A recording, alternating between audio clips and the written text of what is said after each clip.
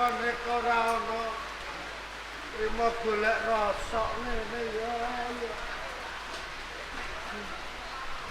Ayo ngalesne.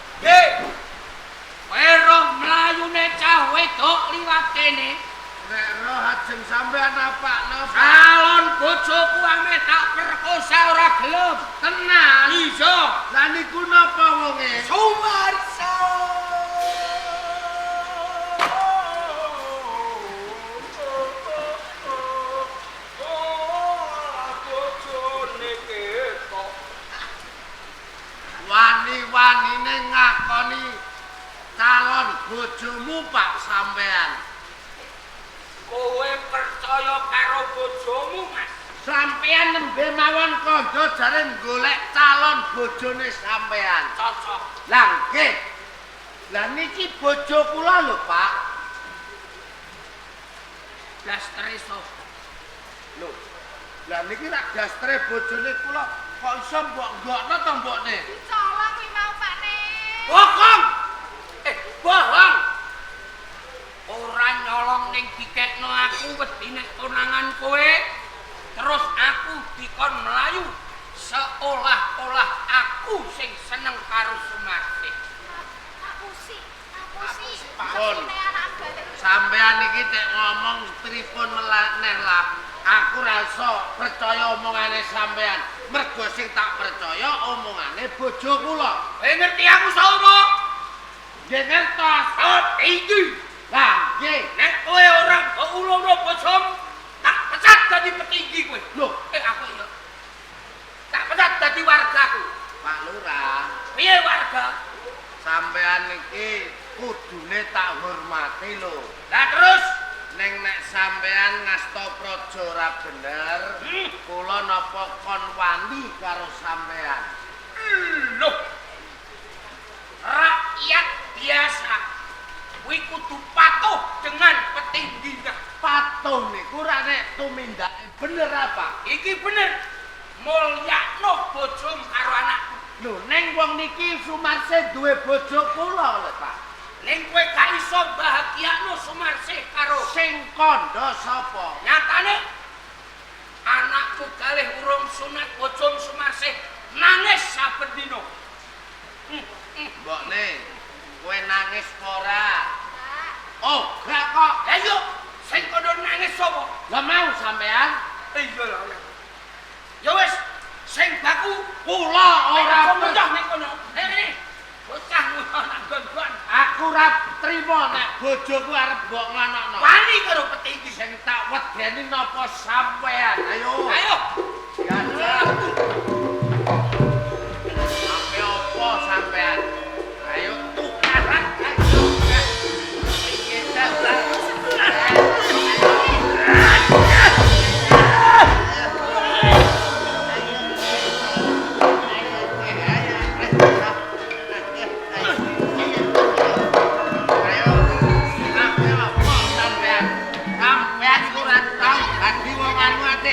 Sajakane.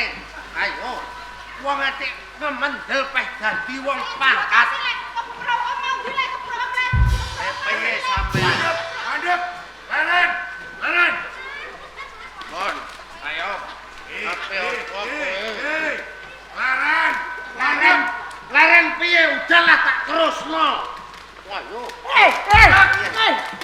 Apa? Sampean. Ana keleke lentung. Kadusen. Ora perlu. Apa melok? Sopo iki? Yesus. Lagi tidak. Brengos gede. jebul kowe iki. Nggih. Niki Ndara. Waduh, Ndara Rangga lawe. Walah kaping wangi kowe yo. Kowe gak ngerti iki. Ngerti apa? Aku wis raget. Sabar. Iki karepe piye? Kowe gak ro iki. Karepe piye? Mataku blowok nek ora ro wong iki. Maksude iki sapa? Sopo dalah petinggi. Lho. Taman. Lho. Polisi. Lho. Apa panjenengan? Iki judek ketanggi. Oh my God. Ndara Rangga lawe. Dudu polisi, Hah? dudu camat. Nanging aku Rangga lawe Bupati Tuban. Ngaku. Ngaku piye? Ngaku Bupati Tuban gayane. Pancen aku Bupati Tuban Rangga lawe. Surat keterangane putih. Ya gak bayi lho malah takon soal keterangane barang iki karepe piye? Lakone bengi iki ngono kok malah. Bupati sampean aku nyembah. Lho wong gregeten nek padone. Hei, Gegeten iki ra ana perkarane. Lah petinggi ajeng demeni bojo kula. Niku Dadi lurah Gimo, nggih, iki bakal demeni bojomu. nggih sampean iki Pak Bupati tenan. Aku iki Bupati Rangga lawe. Ya ampun Pak ngapunten Pak Bupati. Kula njaluk ngapura kandangan ilang. Oh ya. Malah Bupati aku mbok balekno. Bupati mbok keprui kerdus. Apa bener sing dadi kandamu Leres bisa tau gemi? saged niki lho seksine bojo kula kalih bener. anak kula. Bener. Nggih, saestu. Oh, Dalem. aku tak takon karo Nggih. duit sing tok wenehke karo bojone sapa kuwi? Tejo. Nggih. Iki duit apa? Kondo! Kondo! Duwe pajak. Wah, teni wong. Layak pirang-pirang sasi ora stok pajak nang Tuban. Nggih. Berarti mau borobo ngono kuwi. Nggih. Lah niku njaluke aneh-aneh. Jaluk apa? Njaluk tanah. Ya, Mbak. Nggih. Iki njaluk tanah pun kula tumbasno 3 ember. Loh, ora hektaran. Lah napa wong ajeng nggih nandur uwit bengkoang. Dadi kaya ngono tumindak, Nggih. Kowe iki tak percaya pinangka dadi ndase desa. Kepala desa. Lah ya kepala iki apa? Ndas. Lah anak desa, Desa. kepala desa. Ndase desa. Lah iya. Sing kudune kowe iki bisa dadi contoh sing apik, contoh sing becik, ora contoh sing gladah diapurmu kuwi. Lah kula pun duda suwe. Cutha mung jajan ora kena. Lah kula ajeng jajan bojone. Ning iki duwe bojo. Lah wektu niku bojone mboten teng omah, daran duwe ya. Apik lakonmu ya. Nggih mbon kula pilehi sing elek-elek mbon kula buang ya. Nih. Mergo kowe iki petinggi sing ora kena nggo contoh. Nggih, Ya. nggih. Mula wiwit dina iki kowe tak pecat.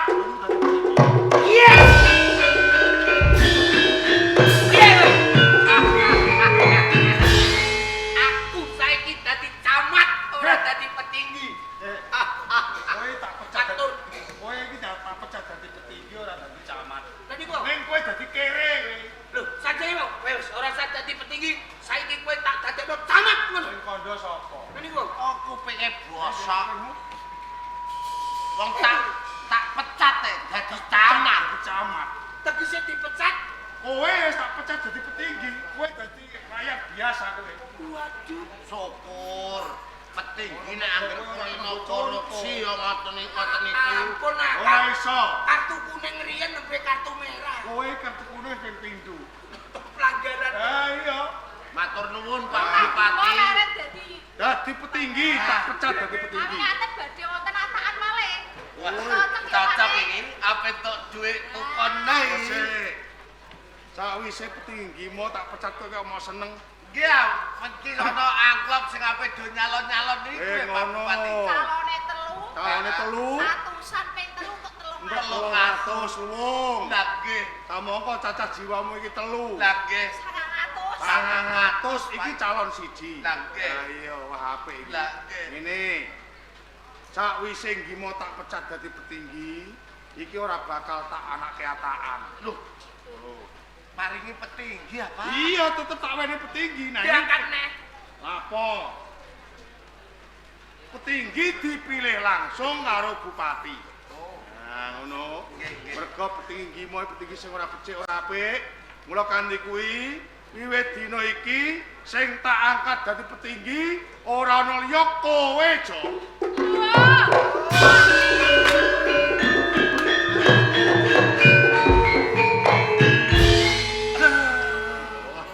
Ketakete. Bareng dadi petinggi ketakete. Kowe dadi lurah. Selamat tinggal rosokan. Mergo Aku saiki dadi petinggi. ora ketang piye wae nalika Gimo iki dadi petinggi kok kurang ajar karo kowe. Saiki kowe kena balas dendam. Senajan aku urung tok SK. Kowe saiki dadi warga biasa. Mau wani karo aku saiki tak karo kowe. Tendene mak. Apa kowe saiki? Wani ya. Aku irang kroyok. Nek kula mboten mentolo kok kanjenge. Yo kudu mentolo. Wani terus awake tendene mak. Wong kaya ngene kurang ajar kudu mentolo. Kula niku mesakno nek ndelok kahanane ngoten niku. Ais, aku lagi kepruwe mabal. Kowe awas kowe. Petinggi ya. Aja Tinggi ngomong. urung jadi kok mleter. Ora ketang piye wis tak pilih. Nek usepe dhe padha ayo. Piye? Bupati milih petinggi sak wenang-wenang. Loh. Malah ngajangi kon ngebruki rakyate. Loh, mergo- Nek ngono kowe tak pecat dadi bupati. Tuh. Bupati ini tak genti. Coba. Bupati kok sak wenang-wenang. Iso kaya kucing lek. Ye, Apa nek wis nganggo ngono iku kowe dia iso dadi bupati? wabot era. Iya, Ora pangkatmu. ora bakal bisa kuat kowe. Pun sinaosa kados ngaten wong sakniki dados warga kula kanjenge. Kersane kula tata kula openi. Ngaten le, Ndara Apa? Bupati. Iya. Sarene kula ora umpami balik teng desa kula nggih isih. Heeh. Kula tak nyuwun perdamelan kalian jenengan mawon nggih. Kowe njaluk gawean. Nggih. Yo, mergo kowe wis tak pecat, aku mesake karo kowe. Nggih. Mula kanthi kuwi, wiwit dina iki kowe tak dadekke prajurit ning Tuban. Napa? Prajurit. Nun sewu nggih. Iya. Perjurit kalih petinggi dhuwur pundi? Yo dhuwur prajurit. Gosok kowe.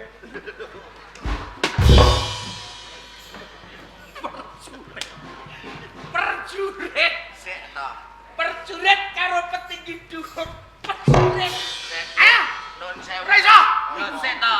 Kanjenge. Ana apa? Lah penggaweane perjurit niku napa? Perang. Perang. Iya. Dadi prajurit kaya ngeten iki nek ana perang maju pol ngarep. Mergo rupane elek, upama ana perang iki maju luwih dhisik sing elek-elek rupane. Berarti sing ditumbak dipateni sing ngeten iki riyen. Nek ana prajurit sing elek Nggih. manggon ngarep Nggih. ditembak ndase dhuwur uteke kececeran. Wosok. Kai. Wosok kowe.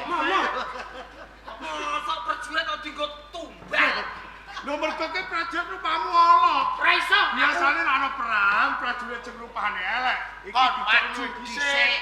Aku ameh melu Mas Dedi ae ngono. Endi? Ning Bandung. Apa lapo? Dadi prajurit Bandung lautan api.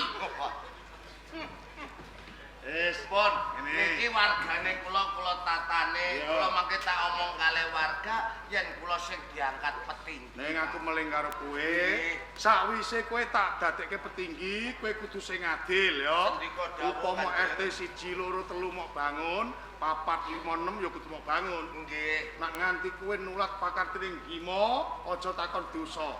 Ora trimo tak pecat, kowe tak sembelih. Oh ngaten. Bojoku Ya.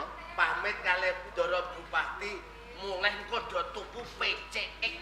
PCX iki apa? Sepeda motor iki lho Kanjeng. Aja PCX kowe iki kowe iki lurah nyara-nyara. Lah nggih. Lah kowe nak numpak motor PCX banter nak tiba Mas Ciloko. Iya nggih. Nah, carane tuku motor sing ora iso banter. Contone? Motor Vespa sing elek-elekan iku. Dadi engko kowe nak tiba ora apa-apa ngono. Aja niku malah iso tiba niku. Lho. Arep tuku sepeda listrik kok sepeda idol listrike mut. Nggih, matur suwun Pak. Oh, ya. Kanjenge kula nyuwun pamit. Anakmu Ayo. jare urung sunat. Nggih, Sunat mangke kok. kula sunatnya Pak. Kenapa bukan bis? Ampun dadi prajurit sing tinggi tumbal. Kowe kepengin dadi apa? Nggih paling ndak niku dadi presiden anu. Ngomonganmu malah beda. Kamangka bupati karo presiden iki pangkate dhuwur presiden. Mboten maksude presiden ketuane tukang kebon. Napa-napa kula tak nderek jenengan, nderek gesang Kowe jenengan. ora kepengin dadi prajurit, Pun boten. kowe mati. Mboten usah. Ya. Kula tak dadi rakyat biasa Yen mawon. pancen kaya ngono, kowe Nggih. tak angkat dadi juru pekatik ya. Ngrumati jaran. Jaran. Nah, Jarane wedok ta lanang? Jarane ya ana sing wedok ana sing lanang. Iya, Cuk. Nah, Nggih, nggih, nggih. tak esuk Nggih. kowe nimpal petong. Terus nek aman digoreng. Kok digoreng iki? Lah, napa niku? Nimpal petong. Wah, aku gemblong. Wah, prajurit iki apa iki?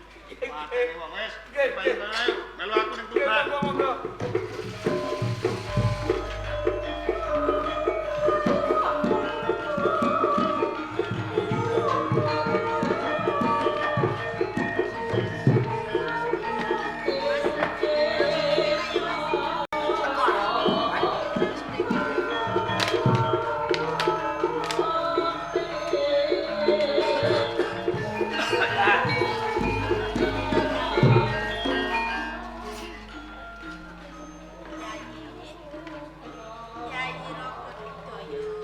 Mbak, iya aku suka.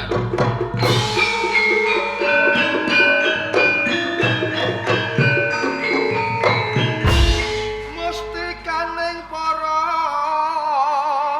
priya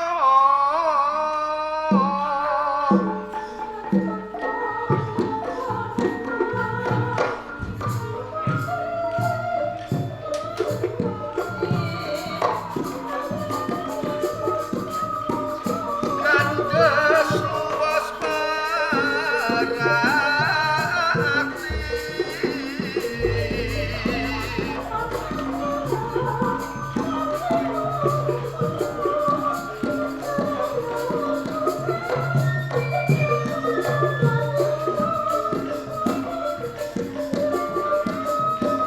Ojak mukti ngawi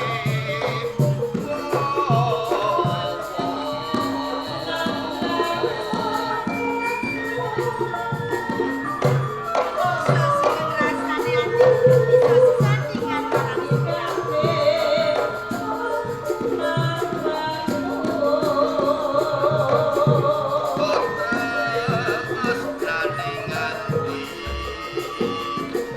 mati.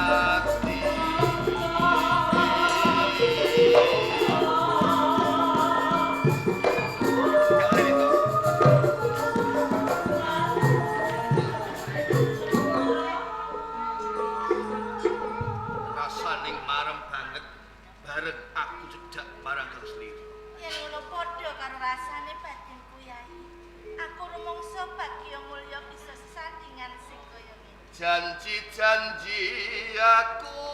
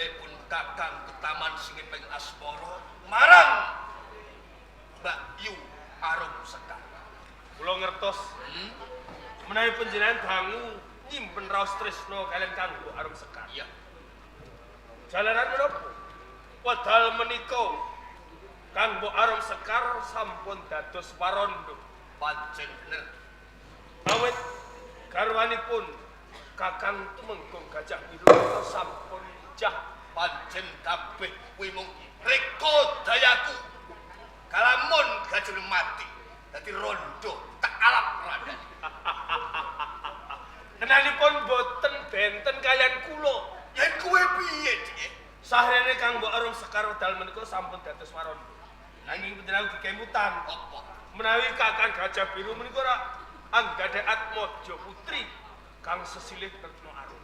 Oh iya. Retno Wandan badhe kula tresnani. Menawi kelampah mangkenipun panjenengan dedhaupan kalian Kang Mbok Arum Sekar, kula kalian Retno Wandan. Kinten-kinten sarujuk napa boten? Apa ya bakal kelakon? Kalamun kowe tresna marang Retno Wandan, mergo apa? Ibune tak tresnani, mongko kowe adik kok tresna karo anake, Iki ndur kepiye manggone? Menawi benjang kelampah kula dedhaupan kalian Wandan. Menawi kula muwa panjenengan nggih. Piye? Kang Mas Moro Sepuh. Ning ora apa-apa. Pancen wong tresna ki wuta. Leres. Wong tresna ning pasar ana wong adol, to. Leres. Jalaran tresna menika kedah tuwuh saking mentelepan. Pancen bener. Ngeten mawon. Piye? Sahrene kula lan panjenengan rika semanten sampun saperjanjian. Jelomrongaken kalian kakang Gajah tumuju Biru. Gajah Biru pamrih panjenengan namung badhe nglalap randhanipun Kang Pancen ora kleru. sakniki sampun kelampah Kang Mbok Arum Sekar dados warondo panjenengan manggenipun pados kalodhangan mapan wonten ing Taman Pamargi Putri dulungipun Kang Mbok Arum Sekar Nanging nggih sing dadekake ganjelaning ati menapa malih Kawas apa ya bakal kelakon. Upama ora kelakon, njur nganggo cara piye? ingkang nami Tresno menika mboten idep panjang panjenengan kedah lampah menawi mboten kersa dados bojo panjenengan Ya, panjenengan mijil priya napa wonten tinanipun menawi Kang Mbok Arum Sekar menika badhe nampik katresnan panjenengan menawi mboten kersa nggih panjenengan rudha maring peksa kemawon yen pancen kaya tak mlebu taman saya.